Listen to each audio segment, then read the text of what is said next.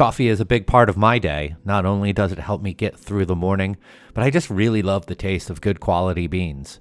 Trade is a subscription service that brings great coffee from indie roasters all over the country right to your door. Tell Trade what you typically like, whether it's espresso or single origins or even decaf, even how you like to make your coffee, and they will recommend the right beans for you. Or you can just choose from over 450 different coffees. Then you select how often you'd like the coffee delivered to you. Shipping is always free, by the way. And if you need to skip a week or so, just do that. You can do it. No charge at all. Then pick back up when you're ready to get beans delivered to your door again. Go to unitedwedrink.com/trade to get started with Trade today and start getting some of the best coffees in the country delivered to your door. That's unitedwedrink.com/trade.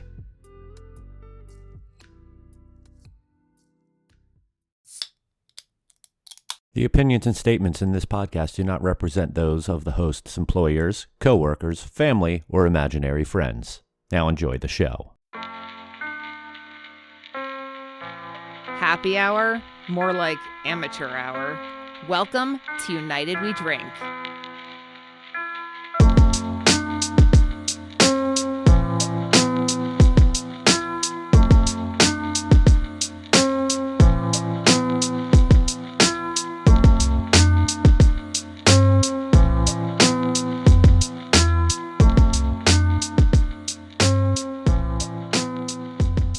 Hello, everyone, and welcome back to the United We Drink podcast right here on unitedwedrink.com, as well as Apple Podcasts, Spotify, Google Podcasts, Amazon Music, and wherever fine podcasts are found. My name is Mike Urevich.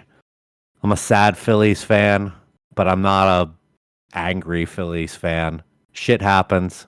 Good season from a good team. Wish we would have gone further. See ya.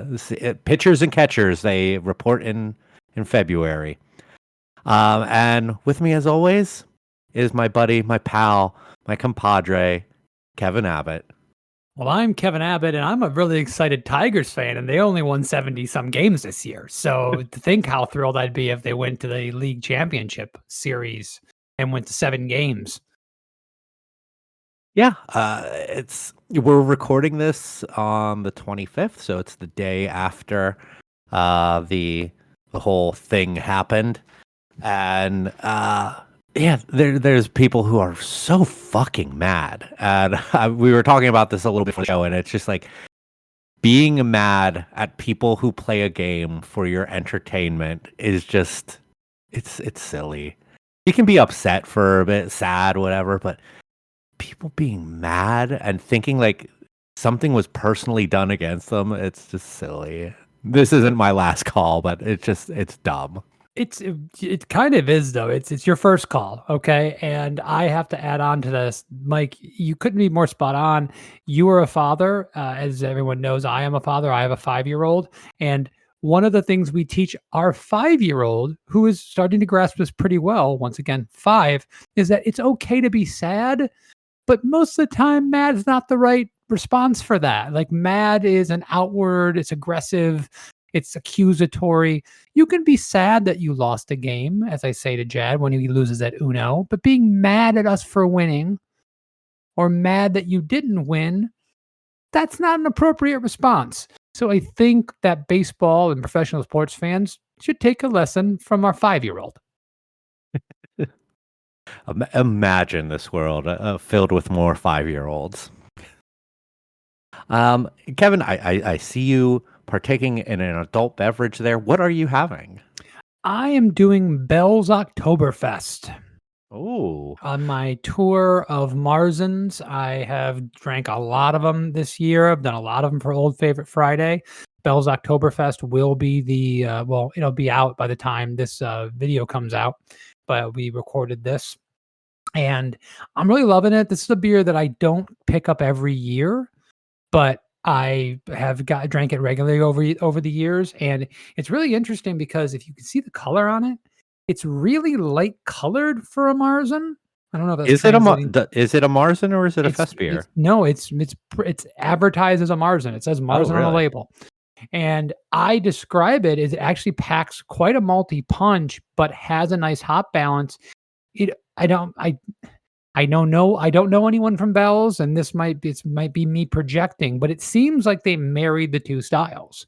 It seems like they did their own thing, and they made Bell's Oktoberfest. They called it a Marzen, but it definitely had some inspiration from a Fest beer. It's really great. I mean, I love Bell's, so that's not a surprise. I don't think I've ever had their Oktoberfest before. I'm trying to pull up information on it on their website, but here we go. It's got a really nice undercurrent of like an herbal hop flavor characteristic. It's got the right malt balance. It's definitely not sweet. I mean, but it has malt sweetness and flavor, but not in residual sugar, if that makes sense. It's just Yeah, the picture that they have on they call it an amber lager, but the picture on there is like a orangish, like copper like color. Um, so yeah, even on their website, it looks a little different. Yeah, and I see it. It says yeah. Martin. You're showing me the label too. But interesting. But yeah, I looking at this label, I can't say that I've ever had this beer just off of memory. So maybe I'll have to see if there's any around me. Oh, Beer Finder. Tell me, where can I I mean, I find picked mine these? up at Total Wine and More in Boca. I'm assuming they have it in multiple locations. Now, obviously, it's late in the season, so maybe it's all gone. Yeah, that is true.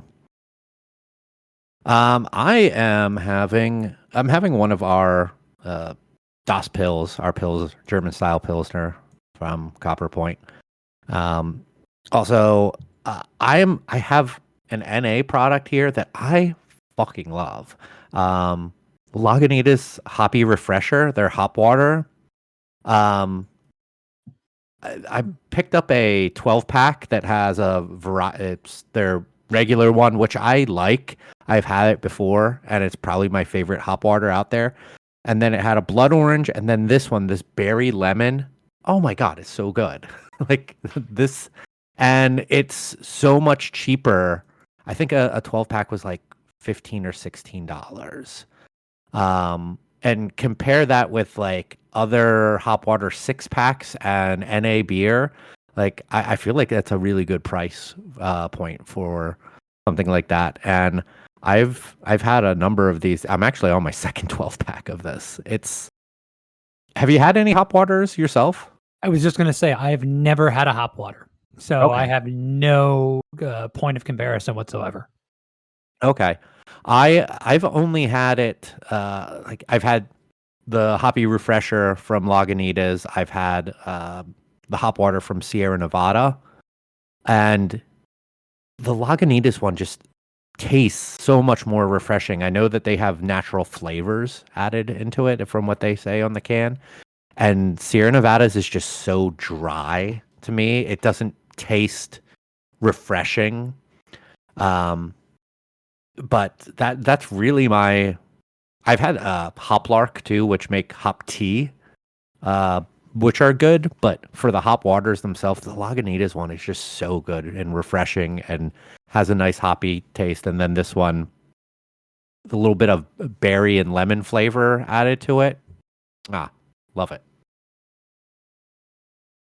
Cool. I have to try those out. It didn't. The idea of hop water didn't really appeal to me in general, but I've heard several people kind of sing the praises of different ones. So I'm long overdue for giving it a try. Yeah. Um, so we wanted to talk tonight or today, whenever you're listening. There's no time for a podcast. We're always here. We are. We're the lights always on. We're like Motel 6. That was their thing, right? Good. Um, We'll leave the light on for you. okay. Perfect. Tom No Bodett dead from Motel 6. no dead Sorry. bodies here. um, we wanted to talk a little bit about regulation in the beer industry. I don't think that it's been I didn't go back through our back catalog, but I don't think that we've had a specific topic in regards to this. Things pop up every now and then that we talk about it, but the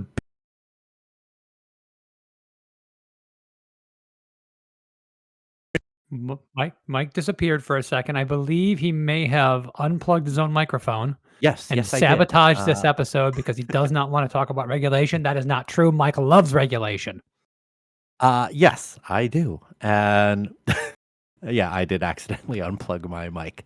Um, there's a lot of regulation on beer, on wine, on alcohol in general.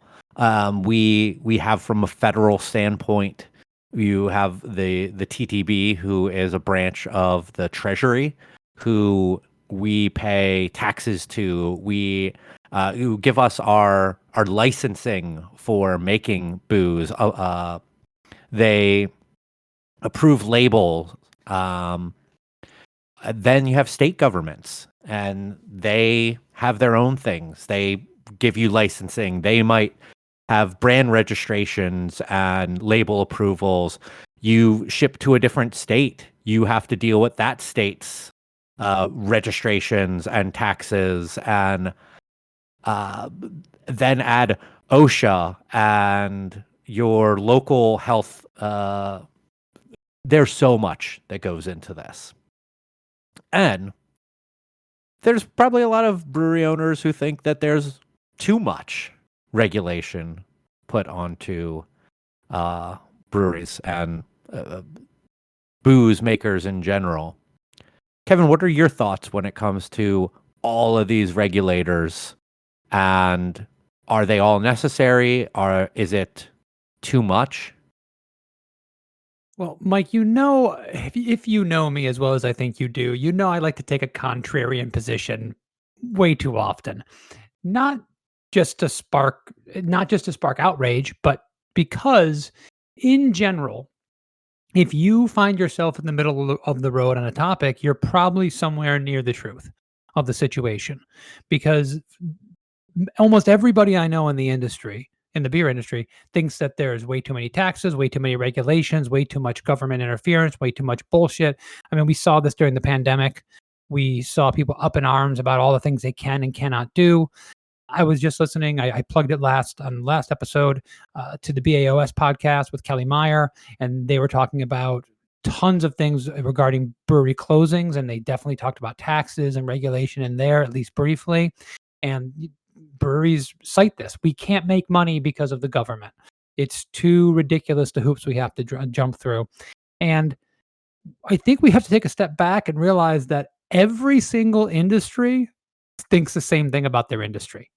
I don't think there's a single industry, whether it's poultry or beer, that thinks that the regulation they have is correct. Everyone thinks it's a government overstep. And I understand that when we're talking about beer, it's not so much health because there's not a lot in beer that can get you sick, right? I'm not saying it can't happen, but you're not like, I mean, there's nothing really that stops me from putting out beer that gets somebody sick. It's just that the ingredients tend to taste bad, but not actually make people ill. But without regulation, without government intervention, we don't have a safe food system. We don't have, without taxes and things, we don't have roads and commerce that the distribution trucks can beautifully go on to drop beer off at the location that needs to pay you money. So I think I'm much more of a moderate when it comes to these things. I get frustrated when the TTB now says that I have to uh, give them any beer that goes out into distribution. I have to make sure that brand was registered. This is a new thing that they have put on their monthly report. I am annoyed by this. This is frustrating to me because that means that I have to pay a small dollar amount. I think it's $30 whenever I want to send out one keg of something. Right? That's annoying. I don't like it. But if that's the thing that closes your business down, your business was not going to succeed in the first place. And it's really it's a small penalty. It's a small thing that you have to do. Can I tell you exactly why that's making anyone's life better? No, I can't. I'm not defending this. I'm just thinking that I think that a lot of this hate for these things is overblown. Uh, I feel like I am with you on being somewhere in the middle. Um, I think that there should absolutely be regulations on on stuff that we consume to make sure that it is safe, and especially with it being a controlled substance, I think Mhm. that there should be regulation on things like this. Where I have had issues in the past and continue to have issues, even though I don't directly deal with them anymore, is I hate the varying degrees of differences from state to state compared to the federal government. It makes everything so much more confusing and so much more time consuming. The fact that so we pay taxes to the federal government at a certain amount per barrel of beer that we make, which is 31 gallons. Um, and and it doesn't matter whether it is package or kegs, just the amount of barrels of beer that you sell. They want to know. You can pay quarterly. There are some people who do it monthly. And we then also have to, in Florida, pay our state monthly on our excise tax. We don't, we pay through three different tiers. Like we have bulk gallons, which are our kegs. We have pints, which is anything 16 ounces or less in a package. Then we have quarts, which is anything uh, 16 or 17 ounces or 16.1 ounce and higher up to 32 ounces, a different price. We pay different prices based off of those things instead of just using barrels. And it's so confusing to have everything broken down in one way to pay our state. And then every quarter have to recalculate all of that into barrels based off of just what the federal government tells us we have to. I I think that it is absolutely insane that a 16 in Florida, a 16-ounce can, a tall boy, we pay the same amount of tax on that compared to a 12-ounce can. But a 16.9-ounce bottle, which is it's a 550, or is that a five? That's a 500 mil bottle, is a higher tax rate than that 16-ounce can and is less than 1 ounce in difference. What the fuck? Like it's stuff like that that has always bugged me, and I wish that we could get more on the same page with the government, the feds, when it comes to just paying our taxes. Like our taxes are at a different price rate as any other state. I think Florida is not one of the more expensive, but isn't a cheap one either. If I understand, we're kind of like right in the middle. So it's a pain in that aspect. Any individual that has a specific beef with any particular regulation, you probably have a point there. I'm not saying that being in the middle means that it says that all this stuff is ridiculous and everyone should just quit their whining. It's just that if you look at things in context and understand more about why the things are the way they are and what it would cost monetarily to change them. Just to give you an example, this is completely outside of the world of beer. It's a podcast that I listen to that I really like. And the guy that is the host podcast of the podcast was complaining about the process of getting a driver's license and how easy it was 20 years ago to get a driver's license. And now they've reduced the number of locations and there's more technology in them. So now you have to wait in longer lines. And why can't they just go back to the old ways? Well, they did this because they decided, right or wrong, they needed more security on the licenses. So you can't administer them in one day. And they did it and they dropped back on locations because it saves them money. And the federal and local governments do not have money. So they're doing things out of necessity and they're doing them the best way they can. That's the reason why. If you're upset about that, good. I'm upset. I remember when I first moved to Florida and had to get my license for the first time. I had to get to one of the locations at 6 a.m. and I was like the 500th person in line. The system is not necessarily working but there is a reason and there is some kind of method to why that happens. What you're talking about is your frustration, Mike. I share it. I do the taxes just like you. I'm not sure if you still do or just like you did Not anymore, but I for did a for a long. long time. Yeah. And I've been doing our taxes at Barrel of Monks for a long time. But I have worked with these people on the state level now for long enough to know that the vast majority of them have no idea what our business does, Yeah. how our business operates. I get asked, first of all, the inspector that I work with is different every 6 months. Yeah. So they don't make any they don't make any money. They're not paying a living wage that will keep people on board, or they don't have a culture that will keep people around. They don't know what our businesses look like. And they come in, they ask questions that are about as obvious as anybody on my side of things doing this for, a decade, but they have no idea. Them switching over and changing their process is time consuming and expensive. There, you look at the airports or Hertz Rent-A-Car still uses dot matrix printers. You go, why the hell are you still using that technology? Because it's cheaper to keep doing that than to switch over to the new thing. And when you're talking about areas that are starved for money, that's why. I'm not justifying it in the fact that anyone should not be upset about it, but there's a reason for all these things. There's an explanation. Doesn't have to be a satisfying explanation, but it's an explanation nonetheless. Yeah. This is just a funny kind of related anecdote. My wife works in the chemical industry. She works for disinfectant, and they have tons of government regulation, and she has to register like labels and stuff with different states that they sell in. And she's like, I have a couple states who require me to send labels on a physical CD to their office for them to then process. And I was like, what? Like, there are still states that want you to send a physical copy with digital data on it to them. And that's probably the same case there, is that it would just cost them too much money to change their system up to have their website be able to take those registrations digitally and have that stuff uploaded. It's just so crazy.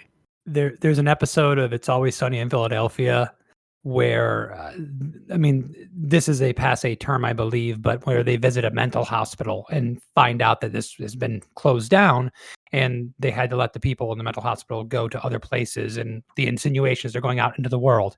And they're saying, well, it was closed down because of taxes. And they said, well, you can't just like close this down. So, well, then when you have to raise taxes, well, you can't raise my taxes. Well, then you have to close it down, and then everyone just goes free. But then the taxes, you're not raising my taxes. It's the same argument ridiculously made, is that if you were to say, okay, Mike, hallelujah, man, everyone in the inside of the TTB agrees 100% with you, man. We gotta fix this. Now, instead of paying what I think my monthly payment is somewhere in the range of $500. I think, give or take, highs, lows, what have you. Now it's going to be 750 or 700. Is that worth it to people to not have that thing? It's just, we have to be, I don't think you have to agree with it. I think that it will make your life better if you try to understand why. And if you look at the state aspect of it, Mike, which I think is so, it's so intelligent. It's so relevant, I should say, not intelligent. You're not intelligent at all. It's so relevant to this conversation, is that states' rights and different states being able to do what they want is the foundation of our democracy. It's the foundation of our country. I agree 100%. Why are there different laws state to state with anything? Why are gun carry laws different in Florida? And if I cross the lines into Georgia, that they're different? We could start a whole podcast about that. It seems asinine inside of a country that you have this, but that ain't going away anytime soon. Yeah. Can you imagine if Floridians had the U.S. government telling them what you want abortion. I mean, you're talking about that kind of level, not as hot button as that, talking about beer laws, but yeah, that's just never going to happen. We're going to have to deal with these things and bitch about them forever. We kind of got to be okay with it. Okay, so that's the end of this episode, right? Yeah, I mean, we finished this up pretty quickly. We just so the end of the story is we just got to deal with it. Fuck it. Well, I'll transition into something else that I just find an interesting aspect of this, which is, looking at, and I think I mentioned this earlier, every industry thinks that they are overregulated and overtaxed. Every business thinks that they are overregulated and overtaxed and that things would be better if they weren't. Now, we can look back at read The Jungle by Upton Sinclair and say that the beef industry is overregulated and overtaxed. And you will not feel that way anymore because it's thinking about beef production around the turn of the century was a nightmare. You poison people and miserable and workers died. We don't want that anymore, right? We understand we need a certain amount of regulation. We just disagree of where that line should be. But the mentality often comes to is that it's an all or nothing thing.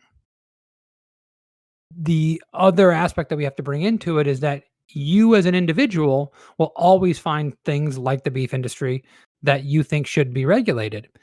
We happen to be in an industry, and I think you said it earlier, which I'm glad you did, controlled substance, alcohol. We're in a special industry. Yeah. In that way. When I was listening to the BAO's podcast, I think it was Kelly or somebody, maybe somebody he was talked about the tobacco industry and the fact that they basically taxed the tobacco industry to stop people from smoking tobacco. Alcohol is not a health beverage. It is not objectively as bad as smoking. I don't believe the evidence says it is. But there is no evidence that says it's good for you. And all the evidence says that it's bad in some way, shape, or form. If the government, regulatory bodies decided to start taxing alcohol and regulating it so that there was less of it, it would destroy my business. It would ruin my livelihood. But would it help the world? Would it make Americans healthier? I don't know very many people these days, and I know there's plenty of smokers out there, and I don't begrudge anyone for their habits. I certainly hope someone begrudges me for my habits. But I don't think the majority of people are really upset that what they did with cigarettes. Yeah, I don't either. Like I said, I welcome regulation for the most part. Like, I think a lot of the stuff that I was complaining about in regulation is clerical shit. It's not so much what they tell us we can and cannot do. There's stuff that like they don't even. It's not even like they regulate sanitary working conditions in a brewery. Not at all. They're a tax regulator for all intents and purposes. There are like the USDA, which regulates like food, has way more stringent guidelines on conditions of factories and plants that produce that food. We don't really have a whole lot of that here. I think that not the FDA. I think we are registered with the FDA and they can do an inspection on you, but that's like such a rare thing. I almost feel like we should welcome some of that and like because from having been in breweries for over 10 years now, I've seen some weird conditions in some breweries, and it's like, fuck, we're drinking stuff that comes out of that. Eh, with people who are doing that, like not wearing gloves, not like dropping stuff on the ground and get it right back into line use without cleaning and sanitizing. Like it's fucking scary, and that we don't have any actual regulation over stuff like that. I I mean, you're talking about obviously welcoming more regulation, and I just think that our industry, for the most part, at least it feels like the wild, wild west. And you Yeah, can just kind of sometimes. do whatever you want. And as long as you're small enough, you're never going to get on anyone's radar. You're never going to get a visit that they're going to try check your sanitary conditions. And as long as you stay small enough, I mean, for the most part, unless someone complains, you can do anything you want on your labels. You can do anything you want with trademarks. You can do anything you want. And the second that you do something that violates some regulation somewhere, people lose their minds. And I use my brewery as an example. This didn't actually happen, but and I wouldn't lose my mind about this, by the way. But the second that I, you know, have and this goes over into the trademark stuff and all that jazz that I know that you love talking about, Mike.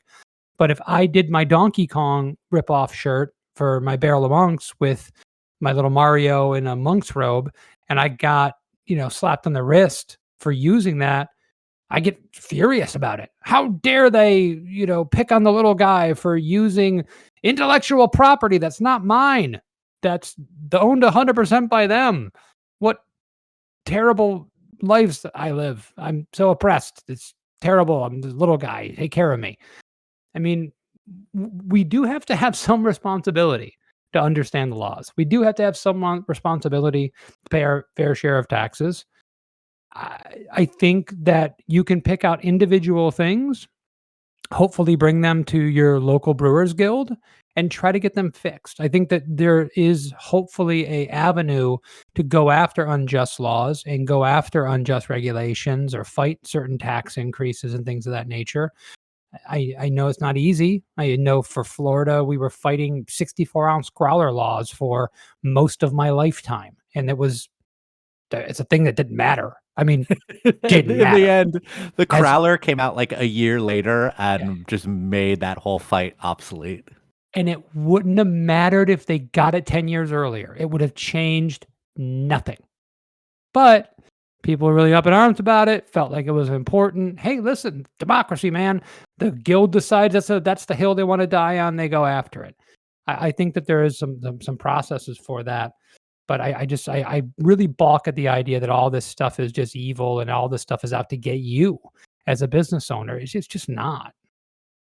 I I know that I could be viewed as kind of gatekeepy for saying like something like this, but I feel like certain regulations should be in place to prevent shitty people from opening shitty businesses. Um, and like I know people will argue that there is not enough breweries. I think that there is too many in certain places, and ones closing are just inevitable. And the strong will survive, whether that is strong financially. As strong financially usually is going to win, but there will be ones that are not so financially strong, but they just have good business ethic and are able to just get by enough to stay in business that will survive, that make a good product and stay busy enough that it pays the bills and pays all of their employees and so on. And for that, that's good. I think that there should be less breweries. There should be less businesses that are just terrible and shitty. And that if there were a higher bar for people to get over to open said businesses via some sort of regulation, I would be kind of for that. Um, like I feel like if there were a body that actually checked on working conditions and sanitary stuff, um, in a brewery, even just once a year, that it would be a better thing. Because like we have health inspectors that come out and check our tap rooms. OSHA can come out. I've never been at a place where OSHA has come out. And most of the time I hear it's only usually if there is a complaint or a major injury or fatality in the facility. But man, if there were something that would really scare people about, like, oh, having to get by those inspections, it's not even worth it. If it's not the opening a business, like, for that. Well, we're in a unique position here in Florida, or maybe it's not a unique position. Maybe it's a position of many people all over the country in the brewing industry, knowing that we're oversaturated and knowing, as you know, Joel Codner used to point out all the time, we've got exploding cans on shelves because no one has any kind of testing, and everyone jumps into this with no knowledge. They're all home brewers and underfunded and just kind of doing whatever they can because they can do whatever they want. The aforementioned Wild Wild West, and it kind of burdens us. And listen, as people that have been in this industry for a long time, and we are in a position to be, if not in practice, in ideology of being gatekeepers and seeing things and going, that shouldn't be done that way, or walking into a brewery and saying, yeah, that should be cleaner, or this. I've always respected you, Mike, even when about When you think talking I'm wrong. about. Oh, I'm saying that I have always respected your adherence to, safe working conditions and being on top of that. Most of those safe working conditions that you're talking about, when I was a brewer, I never put on gloves when I pulled chemicals. Just never did. You should put on gloves when you pull chemicals, right? You'd be using goggles. You do not want to get nitric acid in your eyes. I promise you, you don't want that. You should be in a position where people feel compelled to be safe and and push their employees and put the protocols and the equipment in so that they can be safe. How many brewers are using any kind of mask when they're crushing grain, and all that particulate is going into the air? We just had a whole thing in Florida. I think there were fires from the Northeast, maybe, that were making their way down here, and the air quality was so bad that they were telling you don't go outside, and if you do, don't exert yourself to pull in more oxygen. It is bad for you. Don't do that. The amount of particulate when you were crushing grain that you were breathing in is insane. Who has the respirator? Who's using those? Do we have a responsibility to help keep people safe, or can everyone make their own decision? Are we just leaving it to say, okay, you're the brewer, you can quit, right, if you don't like it? Oh, I want this mask. I don't want to use the mask. I think it looks stupid. So the boss, am I in a position to say you have to do that or you're fired? Do we need regulations to overlook these things? And now we look into bigger breweries where you can get people dying in grain silos or inside of fermenters because of CO2. There's some real ramifications in this that I don't think we appreciate in our industry.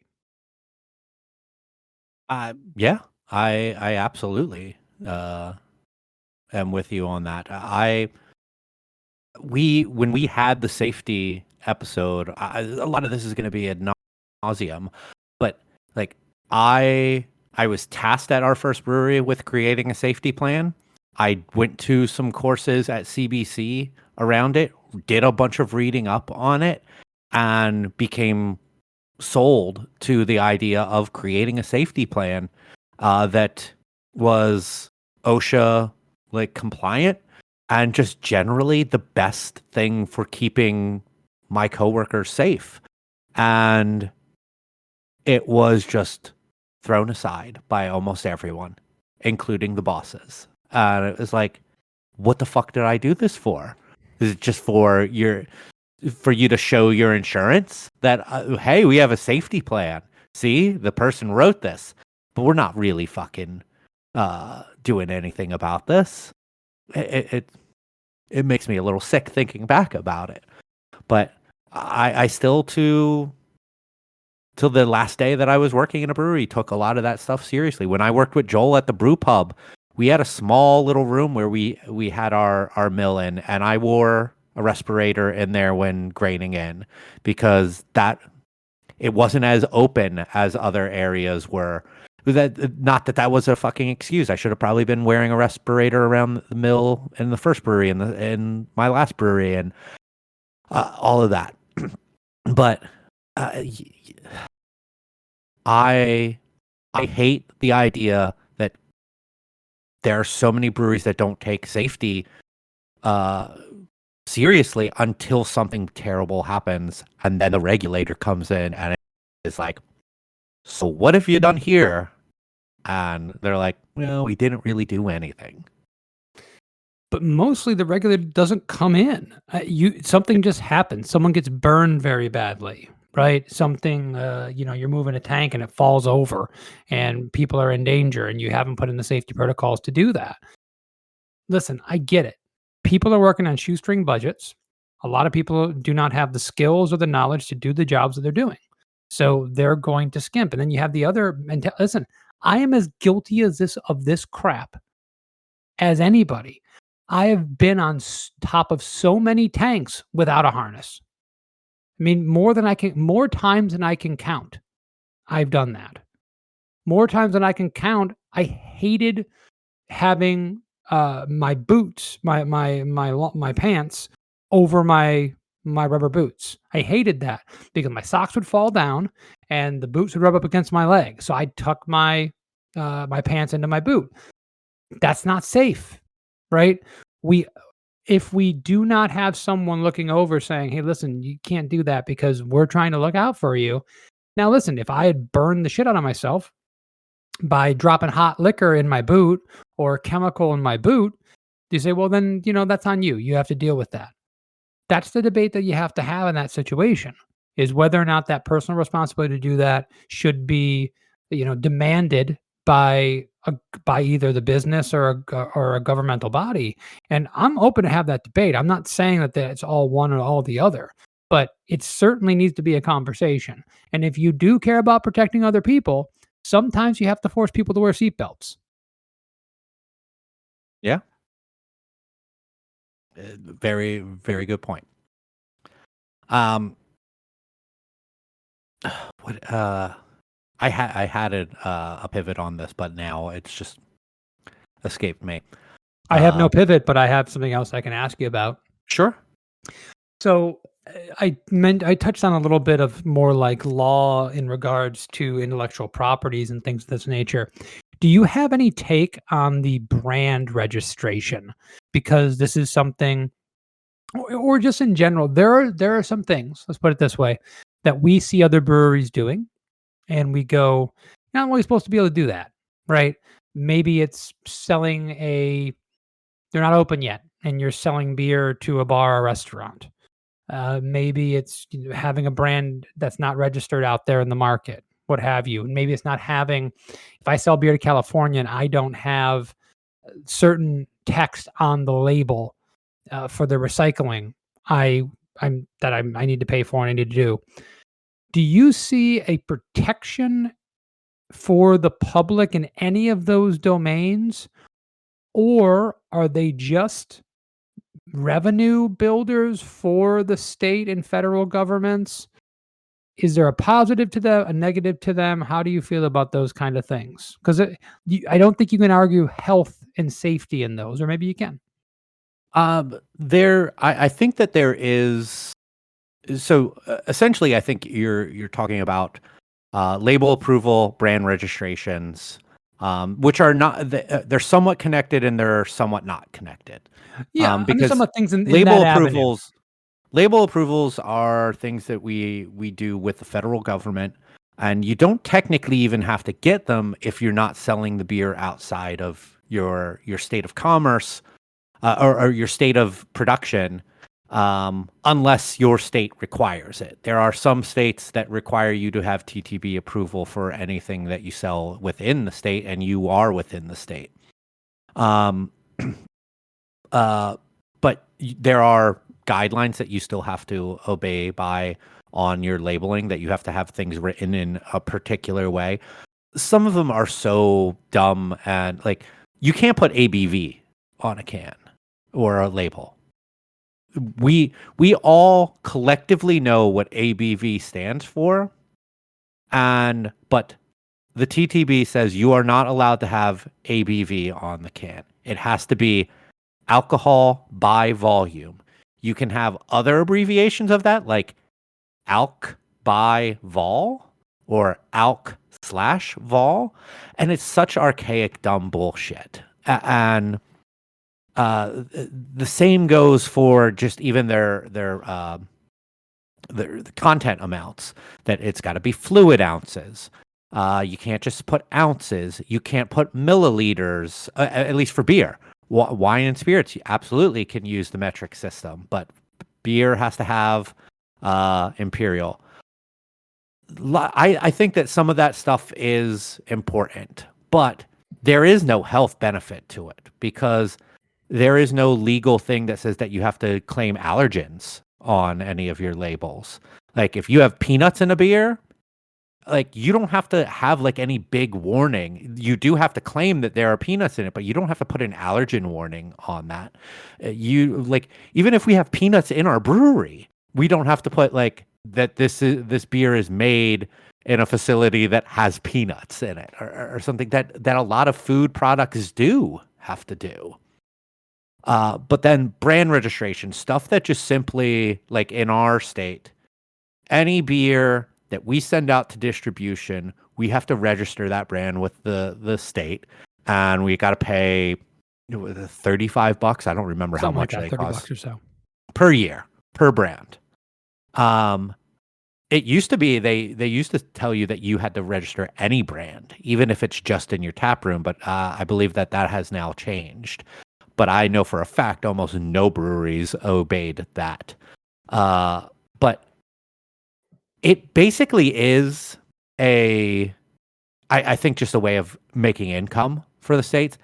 They can say that it's a way for them to keep track of what is in the state and what isn't. But that's, I think, a bunch of bullshit because there are a lot of beers out there that are not registered with the state as brands from local breweries and out-of-state breweries. Because out-of-state breweries who come through a distributor, they're like, hey, do I got to do anything? Nah, you're good. Even though that, yeah, you have to register your brands with the state. That's actually a thing that I think that distributors should take a more hands-on approach to is if you're going to be bringing in a brand that you tell, or a brewery, you need to tell them like, hey, before we will take this on, you need to be registered with the state with a brand, because if it is found out that you don't have that registered, we could get in trouble. The retailer can get in trouble. There's a whole chain of people who can get in trouble for selling something that isn't registered. But I mean, that only happens if there's a complaint. So ultimately, it is just a way for the state to make money. Well, but in the last 2 months, they've completely changed the brand registration in Florida, and you now have to report every brand that shows up on an invoice to go into distribution. You have to report that on your monthly reporting guide. And if something does not show up, you will get an email saying you sold this brand. It was not in the system. What happened? Oh, so excuse me. If they see it on like an invoice to your distributor, and it's not registered as a brand with the state, they'll be like, hey, what the fuck? Well, they basically what you talked about, Mike, was that no one really followed this, right? If it goes out to distribution, you have to register, but no one did it. So now they've found a way to say, well, we can actually police this. It's going to take some extra time, and it's been a shit show. I've had multiple problems with this process, and their software rejecting things and all kinds of crap. But this is definitely a thing that they're moving on. And I think you answered my question, the fact that yes, there are things that are, for the lack of a better term, cash grabs. What function does it do to the consumer Does it protect the brands out there? It doesn't protect health. Does it protect them in any way?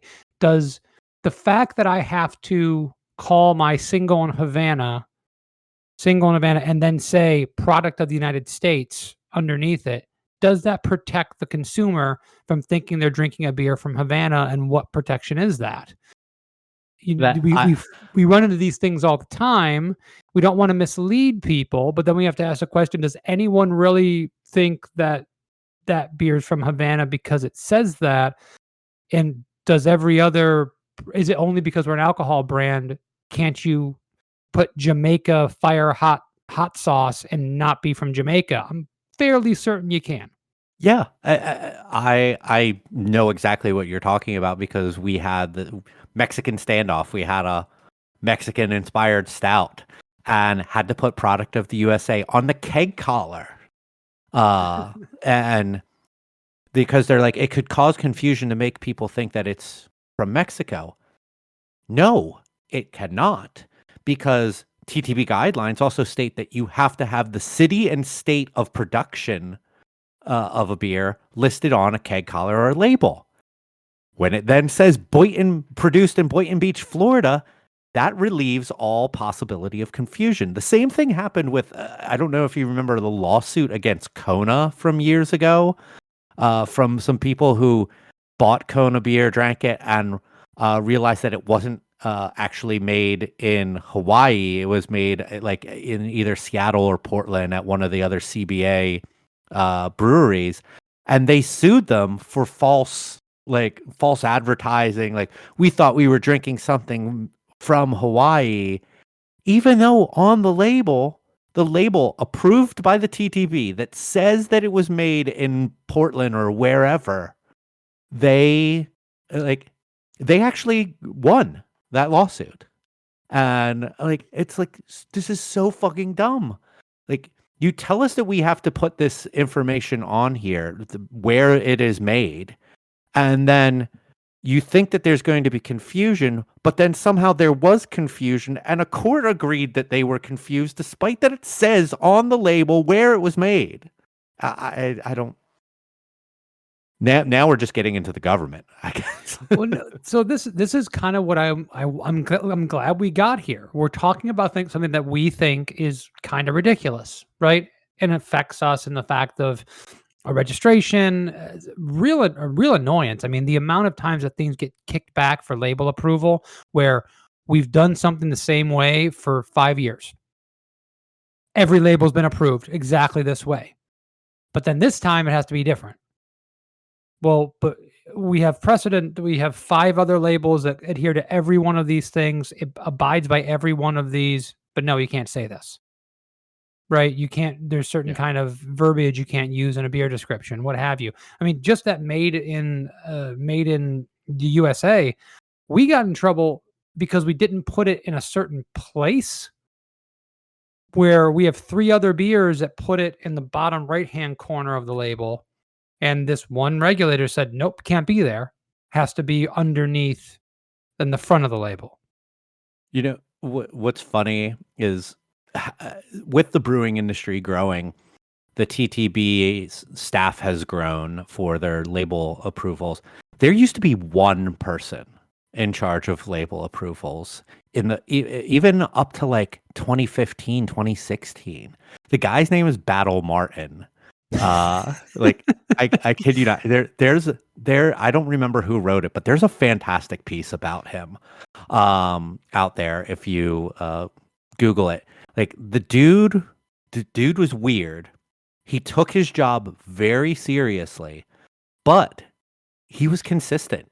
Like, you knew that you couldn't get something by him, and he would never allow like something like that to happen with like, nope, you had these previous ones fine. Now this one's wrong. But now that they have like 10 people who handle the label approvals, you could get just one person who says, "Now that ain't right." Well, I've had this approved before. No, that ain't right. And like, it causes a bunch of huffing and puffing.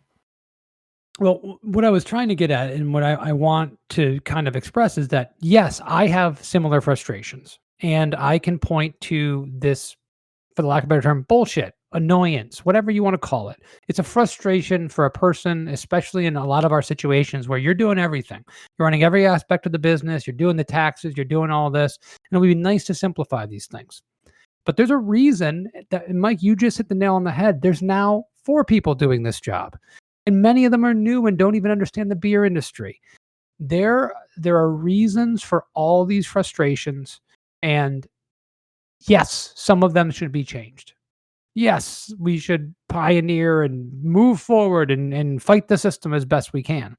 But not everything is against us and us individual like we feel like the world is falling the world has turned to us and said we are going to make sure that you fail, and we're just going to send the federal and, and state governments after you until it's done. That's not really the way it works, and I think you'll be a little bit more satisfied with all this if you understand the machinations of it and not just the result of what happens. Machinations? Yeah, it's a word, Is you can look it it up. is that like an herbal thing, like echinacea? Like I pop a couple of those and Whatever you do, do not have a couple machinacea. oh, Okay, it's not good for you. Okay, it's is it good very with like no, has to be prescribed by a not in a doctor. cookie? Has to be prescribed by a doctor. Oh, I used to really love the white chocolate and macadamia cookies from Subway. Um, but I think after complaining about this for like close to an hour, I don't think that we've really changed our like we're still kind of like in that middle ground. Like some of this regulation is good. It is necessary, and even if it's necessary evil, so to speak.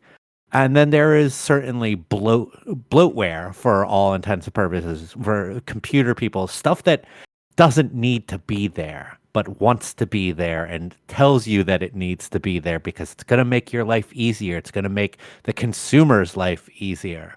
Um, and any of this going to change? Probably not. Like, how long did it fucking take for this state to battle to get the state to say, okay, can you deal with us not registering brands that don't leave the brewery? And they're like, the lawmakers finally were like, okay, you can do that. But now apparently the ABT is telling is going about your tax reporting differently, which I'm now going to go to one of my bosses this week and be like, what changed here? I want to know. I want to see what's the back end look like now, because I spent so much of my life in I think it's the EDS system, where the tax reporting is done. Now I'm really interested to see what it's all about if brand registrations are tied into all of this. I would be happy to show you, Mike. It would be, next time we get together, we'll just log on and you can have a little playground. You can poke This around. this sounds like a fun family get together. Like our wives and kids will be hanging out while you and I just look at a tax website. I think we have covered the topic. I think we have gone right around 360 degrees and came back where we started, where we came in. But this is the perfect transition of what you just said, is that before I walked into this room to record this podcast, my wife, Allie, not to be confused with your wife, Allie, said to me, "Well, you should have Allie and I on the show to talk about what it's like to be married to people in the beer industry." And I said, I refuse because I don't want to be insulted for an hour. They're annoying. You complain. Why don't you just leave this industry? When we get together, all you do is talk about it, but you bitch. Yeah, I don't, I already know that. I don't need to hear it. I feel like that could be a fun conversation because this one of the best conversations that I feel like we have ever had as like a group of the four of us, you and your wife Allie and my wife Allie and I, was during COVID, uh, getting on Skype or Zoom or wherever to then watch WrestleMania together so that we were watching that all together. Or it might not have even been WrestleMania. It might have been a different pay-per-view. And I think it was was like so night one of WrestleMania of the 2 nights or something.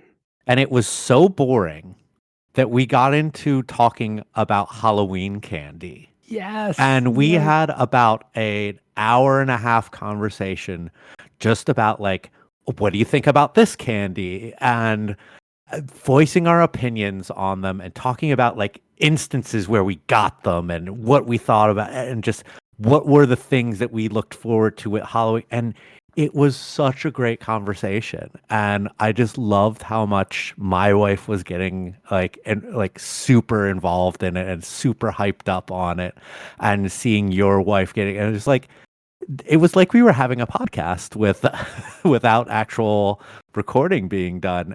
So I feel like our wives could very much have a great time with that. And yes, it might be insulting towards us, but who knows? It could be good podcast. You know, the great thing about that, Mike, is we come on here, and obviously, when I am when we're diving into a subject specifically like regulation and things of that nature, trying to take a level-headed view of it and look at it from all sides. When we're then talking about other topics around that, we tend to just flippantly say the most polarizing thing we can because that's entertaining. That's the thing that feels the most satisfying. Well, that's complete bullshit. We know it's not complete bullshit, but we think it's mostly bullshit, and it's better and it sounds more entertaining to say it's complete bullshit.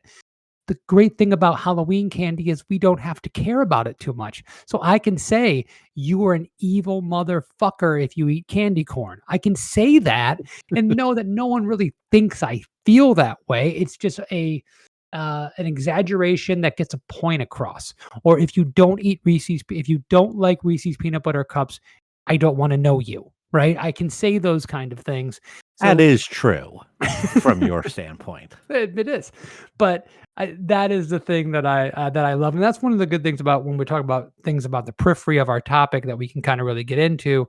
And I understand the satisfying nature of it. So for those people that are angry at the things that we said on this podcast, I get it.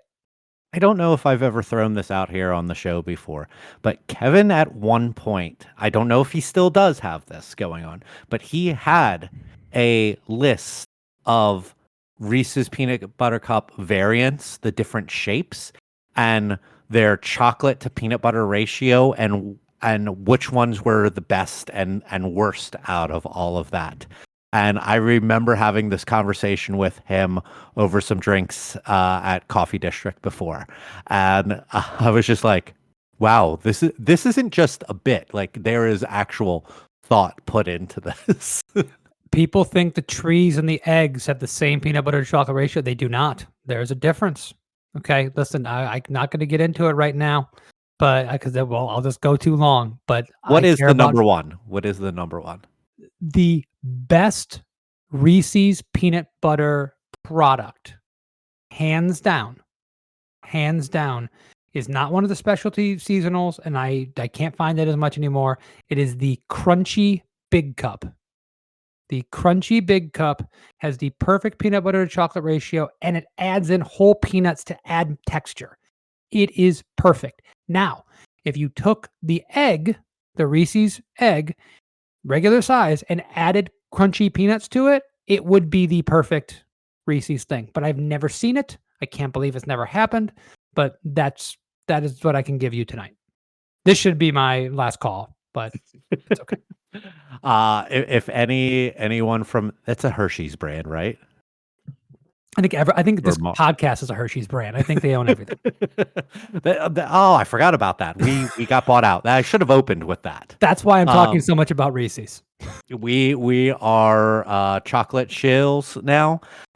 So yeah, send us all your money, Hershey's. Buck Lint. Sorry. All right. So do you have anything else to add on government regulation? You want to talk about chocolate government regulations? We are talking about peanut butter cups. We've left that conversation in the dust. I would like. I've never had the one with the crunchy peanuts in it. You can't find them as much anymore, man. It's a problem. I don't. It's the thing is like I never look for shit like that. Just like candy has never been in my scope for a while. Sweets aren't a huge part of my diet, and when they are, it's like having a pastry in the morning or like maybe a brownie at night. The little grocery store by me has a really good brownie that every so often, and it's right by the checkout, so it's like, oh, I ain't gonna grab one of those and split it with my wife. That's definitely she's gonna want it. She's gonna want it. That's why I'm buying it.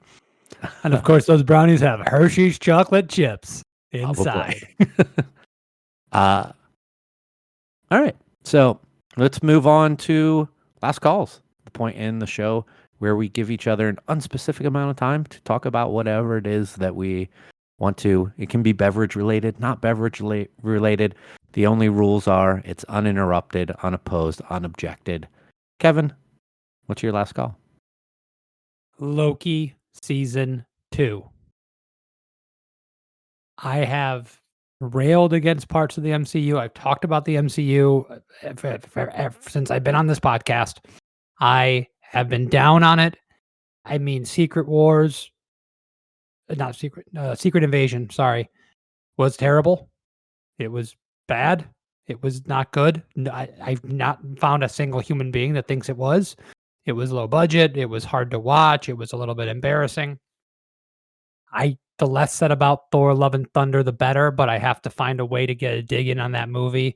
Anytime I talk about Marvel, there's been a lot of low points, and Ant-Man. The Ant-Man movie was not great. Doctor Strange was not great.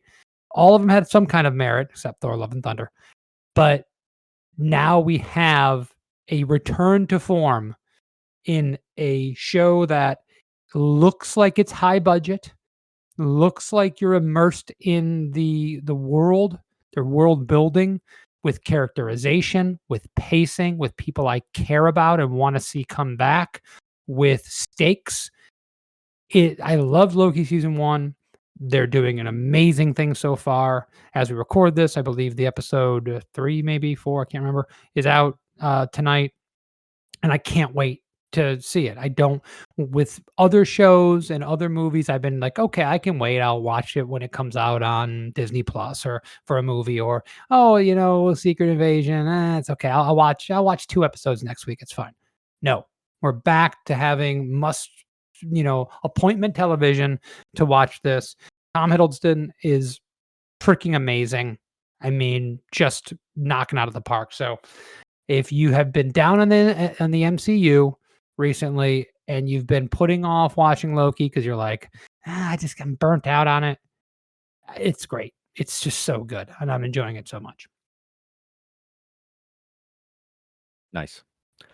I just want to talk about music real quick and just revisiting stuff that you loved and maybe haven't listened to in a while. Go do it, because I gotta say, like earlier in this week, I just hit some bad mental points where it's just like, and for no particular reason, just didn't feel like in a good place.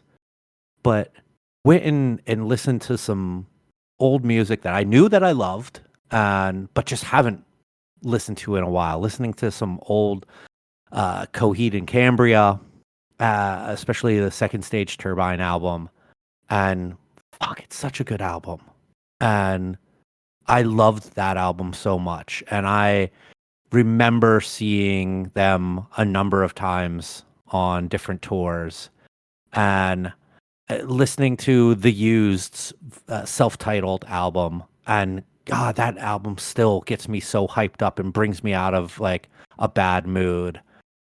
Like, I think that we sometimes forget about a therapeutic aspect of what music can do. That it can take us back to some old fun days in our lives and bring us some good vibes and get us out of a little bit of a rut. If there's an album that you haven't listened to in a long time that you know that you love, go listen to it. and smile and sing along with no cares in the fucking world.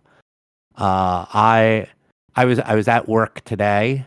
I sit in the tap room and do my work, and usually I'm there in the morning before our tap room opens, but there's usually a little crossover from with our opening.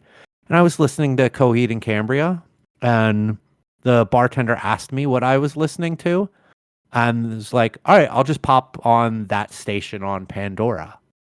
And then Taking Back Sunday came on, and I'm singing along in in the booth to myself, and Head Automatica comes on, and AFI comes on, and I'm having a fucking good time. Like, do that. Like, go and listen to some of your favorites that you haven't in a long time, and get back to me and tell me how much like you loved it and that you smiled and you sang along, and it just helped you get through a good day, because it definitely did for me, and I encourage people to do that. Uh, Kevin, you want to plug anything? Do I want to plug anything? We will have our Parade of Souls Imperial Stout out by the time this podcast has come out. It's reformulated. Ralph has worked really, really hard on it. It is bigger, richer, but really, really well balanced. Anyone that's in Florida, I would highly recommend to check out Parade of Souls this year. We've been making this beer since day one. It was the sixth beer we ever brewed at Barrel of Monks, and it's evolved over time like any good beer should. It's really, really impressive. And then, we have Father Christmas coming up as well. So just plug in a couple beers that I'm proud of, that are annual ones that are coming up. Awesome. I don't really have anything to plug. Whatever. Um, if you want to follow the show on social media, we are at United We Drink on Twitter, and we are on Blue Sky now. At United We Drink. We are also at United We Drink Pod on Instagram and Threads. You can find us on all of the major podcast streaming services. I know I did say Google Podcasts at the top of the show because force of habit, but apparently they're going away too. So Stitcher and Google Podcasts are no longer going to be a thing by the Is that end of because this of year. us? Are you going away because of us? Oh yeah, like it was in the press release. Like Stitcher absolutely said, like, we've acquired a bunch of really good podcasts over the year, but we were never able to acquire United We Drink. They just didn't reply to the emails. They got put into my spam box. So they're like, we can't get them, so we're just going down. Google was like, bleep bloop bleep bloop, we're dead. That was the press release. But Apple Podcasts is still there, Spotify's still there, Amazon Music for now. Who knows where? But podcast industry is alive and well, ladies and gentlemen. So many, there's so many small little services that people really do enjoy. Like, I know so many people that love Overcast and Podcast Addict for their podcasts. We're on both of those, by the way, if that's where you like to listen to your podcasts. So yeah, if you got your small little indie one, we should be there, because a lot of them use either Apple or some other major list to list in podcasts. But if we're not, let me know, and I'll do what I can to get us on there. If you want to support the show financially, go to our website, unitedwedrink.com, and check out the Brands We Love page. But any purchases that you make through those brands, through those links, go back to helping the show. We got things like Liquid Death Made in Cookware, Trade Coffee. I know I've been a big proponent of them for getting coffee delivered right to your house. Some fucking awesome stuff from them. We also have our web store, unitedwedrink.com/stores, with shirts, buttons, stickers, totes, and all that other fun stuff over there. Other than that, we'll be back in a couple weeks with a brand new episode. So for Kevin, thanks everyone. Cheers. Cheers.